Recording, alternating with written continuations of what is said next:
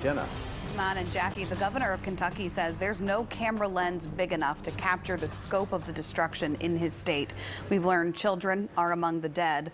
Rescue and recovery efforts have not stopped, but officials there fear 100 or more people may have been killed.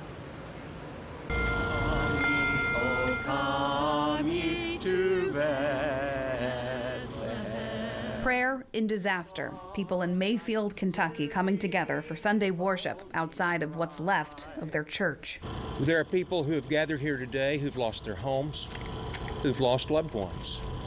There are people who've not heard from their family and loved ones and have been so worried. We will just simply pull together and find ways to grieve, to celebrate, to locate, and to care. The rescue effort continued through the night in Mayfield, a town crumbled by the historic tornado Friday night. 300 members of the National Guard are on the ground helping with the search. Our emergency management people are out there going door to door, but there aren't any doors. A lot of this is going through the blocks and the rubble, if you can reach it, and trying to see if there are people there, dead or alive. Governor Andy Beshear says no one has been pulled alive from this Mayfield candle factory since early Saturday morning. New satellite images show what it looked like before the tornado struck and after. The governor says there were as many as 110 people working for the Christmas rush inside when the storm came through. 40 made it out. My understanding is that they did have a plan inside the facility, that we believe most of the workers got to what is supposed to be the safest place in the facility.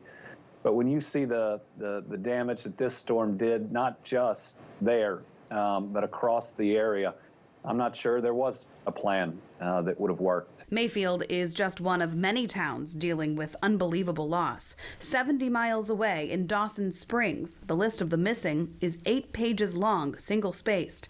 18 counties in Kentucky have reported damage. It's devastation like none of us have ever seen before. One of the biggest challenges is housing. More than 1,000 homes are gone. The state has opened shelters. The federal government is sending in a housing expert. But the governor says many neighbors are taking in people who have nowhere else to go. Yesterday, the state announced a fund for the victims. We posted a link to it on our website. And this afternoon, we learned it's already gotten 18,000 donations totaling $2.3 million. The first grants from that fund will help pay for funerals. Jackie and Tamon. All right, thanks very much, Jenna.